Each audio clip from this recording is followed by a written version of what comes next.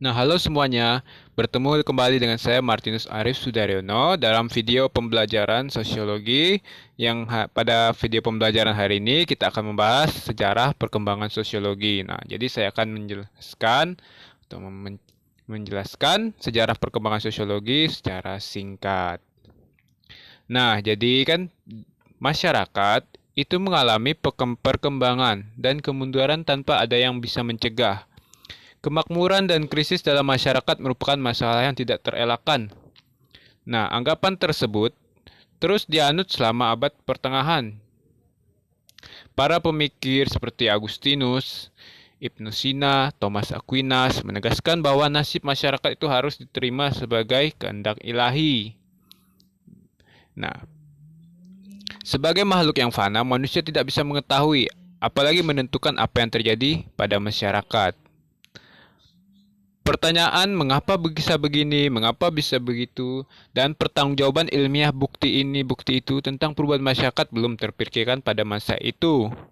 Nah, seiring uh, perkembangan zaman dan semakin majunya perkembangan pengetahuan manusia, bahwa segala sesuatu itu harus dapat dibuktikan secara ilmiah. Buktinya apa? Misalnya dia seperti ini ya, buktinya apa? Jadi harus sudah mulai pemikiran manusia sudah semakin maju.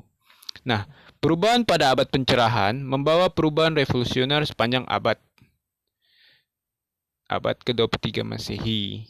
Nah, perubahan itu dikatakan revolusioner karena masyarakat lama, tatanan masyarakat lama itu berganti dengan cepat dengan struktur yang baru. Nah, itu misalnya seperti revolusi sosial yang tampak jelas dalam revolusi Amerika, revolusi industri, dan revolusi Perancis.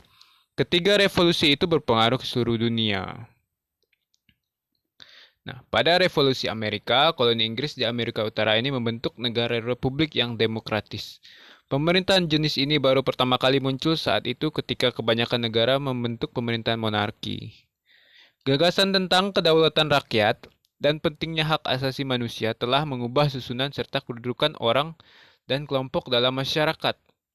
Pada masa revolusi industri, muncul kalangan baru dalam masyarakat yaitu kaum kapitalis yang memiliki modal untuk membuat usaha serta kaum bangsawan dan rohaniawan sebelumnya lebih berkuasa mulai disaingi oleh kaum kapitalis yang mengendalikan ekonomi. Nah, kemudian muncul kesadaran akan hak asasi manusia dan persamaan semua orang di hadapan hukum yang mengakibatkannya terjadi revolusi Prancis. Pada saat itu, rakyat menggulingkan kekuasaan bangsawan yang dianggap bersewenang-wenang di atas penderitaan rakyat, lalu membentuk pemerintahan yang lebih demokratis. Nah, jadi karena itu juga dipengaruhi juga gerakan-gerakan juga terjadi revolusi di gereja itu reformasi Luther juga salah satunya. Lalu terjadi kapitalisme, lalu timbullah ada yang kelompok eh, kelas apa borjuis proletar itu. Timbullah konflik kelas atas dengan kelas bawah dan kesewenang-wenangan juga oleh pemerintahan waktu itu. Nah, terjadilah revolusi Prancis. Nah, ini revolusi juga meningkat pada saat itu. Nah, akibat revolusi Prancis itu terjadi apa? Revolusi-revolusi ini menyebabkan berbagai perubahan gejolak dalam masyarakat. Tatanan yang berusia ratusan tahun dalam masyarakat diobrak-abrik dan dijungkir balikan. Nah, sehingga terjadi guncangan politik dan sosial. Nah, bahkan terjadi anomi.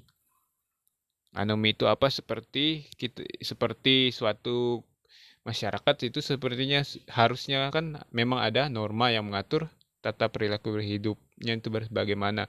Nah, karena ada terjadinya revolusi itu norma itu ada tapi seperti tidak ada. Nah, itu seperti tak hidup masyarakat tanpa aturan. Nah, itu maka terjadi yang pemberontakan dan tidak jelasnya lagi norma di masyarakat.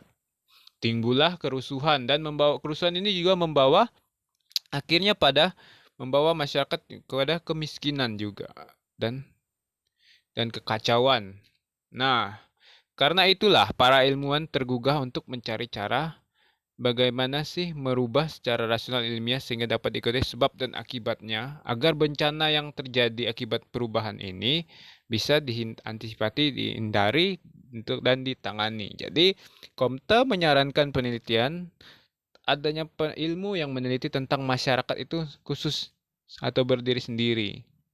Nah, jadi Comte membayangkan adanya penemuan suatu ilmu yang dapat mengatur suatu gejala sosial yang terjadi di masyarakat. Nah, salah satu contoh gejala sosial tadi seperti revolusi atau pemberontakan dan konflik dan sebagainya. Nah, akhirnya karena yang Comte bayangkan ini, dia mencetuskanlah namanya ada suatu ilmu yang bernama sosiologi. Nah, sosiologi ini baru berkembang menjadi ilmu setelah Emile Durkheim mengembangkan metodologi sosiologi. Nah, istilah sosiologi ini baru populer oleh Herbert Spencer. Nah, itu sejarah singkat sosiologi. Masih dapat kalian baca lebih panjangnya lagi di berbagai literatur. Nah, itu sejarah singkatnya.